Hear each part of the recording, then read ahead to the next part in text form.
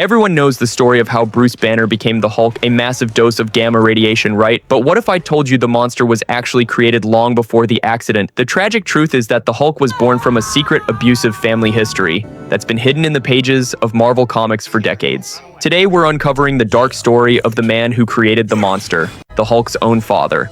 We'll expose the childhood trauma that defined Bruce Banner's rage and then reveal the extended family tree of gamma-powered relatives who have been both his greatest allies and his most devastating enemies. This is the story of the Hulk family, and it's darker and more complex than you could ever imagine. When you hear the name Banner, you think of rage, destruction, and uncontrollable power. You see the Hulk and you see a monster, but the monster we see on the surface is not the original monster. The first monster was a man named Brian Banner, a brilliant physicist and a violent, abusive father. His actions started a tragedy that would not only define his son, but would ripple outwards, creating an entire dynasty of gamma-powered beings. So forget the gamma bomb for a second. The real origin of the Hulk's fury began in a broken home, with a father who was convinced his own son was a monster. And that belief, spoken with fists and fury, became a self-fulfilling prophecy that would change the Marvel Universe forever.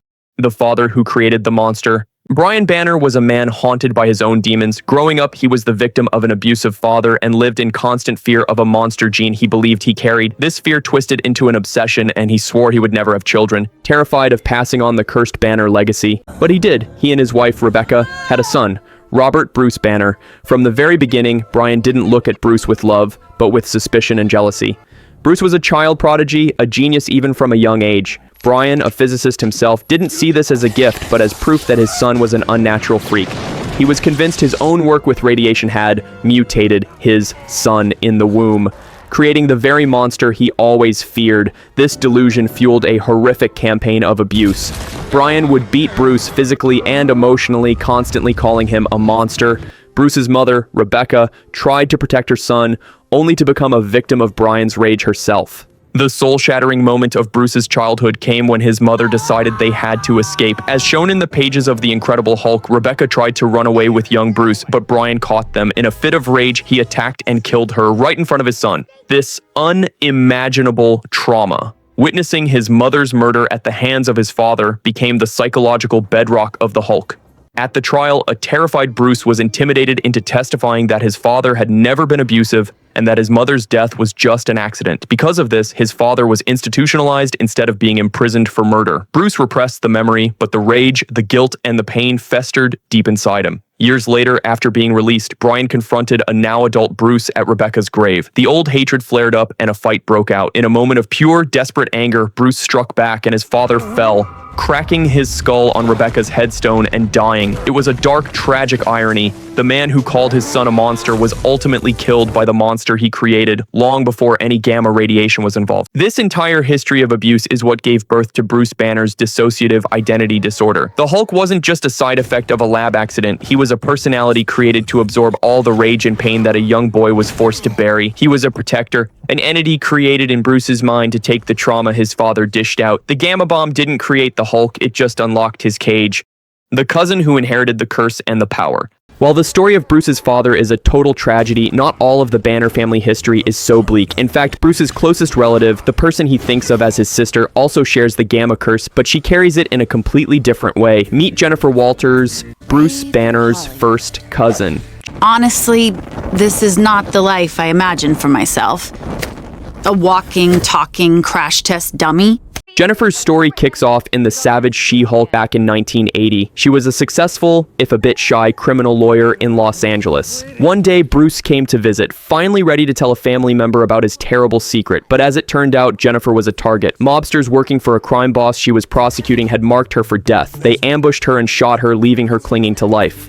With no time to wait for a proper blood donor, Bruce did the only thing he could think of to save her. He gave her an emergency transfusion with his own gamma-irradiated blood. Later, when the same thugs showed up at her hospital room to finish the job, the mix of Bruce's blood and her own spike of rage triggered a transformation. The criminals weren't met by a helpless victim, but by a towering, green-skinned powerhouse, the She-Hulk. But right from the start, She-Hulk was different. Unlike Bruce's early transformations into a savage, childlike brute, Jennifer kept her full intelligence, personality, and emotional control. For her, becoming the Hulk wasn't a curse. It was liberating. She embraced the power and confidence that came with her new form. She kept her law career going, specializing in superhuman law, and even became a member of the Avengers and the Fantastic Four. Jennifer Walters represents a totally different path for the Banner legacy. While Bruce's Hulk was born from trauma and is a constant struggle for control, Jennifer's She-Hulk is a symbol of empowerment. She's proof that the Gamma gene, the so-called monster within, doesn't have to be a source of destruction. It can be integrated, controlled, and used for good. She's Bruce's most loyal ally and a constant reminder that the Banner name can mean something more than just rage.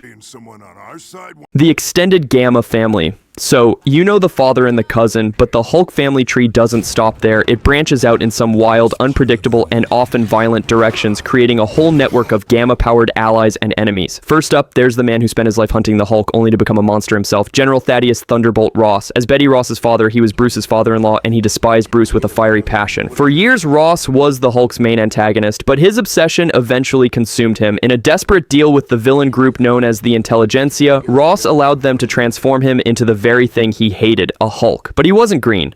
He was a crimson-skinned behemoth known as the Red Hulk. Unlike Bruce, Ross could transform at will, and his body temperature rose with his anger, making him a walking nuclear reactor. And if having your father-in-law become a Red Hulk wasn't complicated enough, Bruce's first love, Betty Ross, had her own tragic transformation. After years of a chaotic relationship with Bruce, Betty died from gamma radiation poisoning she had absorbed just by being near him. She was cryogenically preserved and later resurrected by the same villains who created the Red Hulk, who then turned her into the Red She-Hulk. As the Red She-Hulk, Betty was incredibly powerful, able to absorb energy and wielding a massive sword. Her journey was fueled by anger and vengeance, but she eventually reconciled with Bruce, adding another complex gamma-powered layer to their love story, but the Hulk family extends beyond Earth. During the legendary Planet Hulk storyline, the Hulk was exiled to the planet Sakaar, where he became a gladiator, a revolutionary, and a king. There he married an alien queen named Kyera the Oldstrong, and she gave him two sons, Scar and hero Kayla. Kyera was tragically killed, but her sons survived, emerging from cocoons with immense power. Scar, in particular, inherited his father's strength and his mother's ability to manipulate the Earth itself, called the Old Power. He came to Earth with one goal, to kill the father who had left him behind. Their first few fights were brutal, but Scar eventually reconciled with Bruce, forming a powerful, if volatile, father-son team. His brother, Hero Kala, Took a much darker path, becoming a cosmic threat that had to be stopped by his own family. The family tree gets even weirder with Lyra, the savage She-Hulk from an alternate future. She's the biological daughter of the Hulk and the warrior Thundra, created from Hulk's DNA that Thundra gathered in the past. But unlike her dad, Lyra's strength actually decreases the angrier she gets, forcing her to stay in a calm, tranquil state in battle. What's the real secret of the Hulk's family? It's that the monster was never just one person, it's a legacy. It all started with the psychological trauma from a disturbed father, which created the rage-filled Hulk long before the Gamma Bomb ever went off. That first tragedy echoed through generations, spreading the Gamma curse to his cousin, his loves, and even his enemies, creating new life on distant worlds. The Hulk family shows us that Bruce Banner's story isn't just about a man and his monster, it's about a father and a son. It's about a network of relatives all struggling with the immense power and terrible burden that comes with the name Banner. They are a family defined by trauma, bound by radiation, and forever connected by the monster that lives within them all.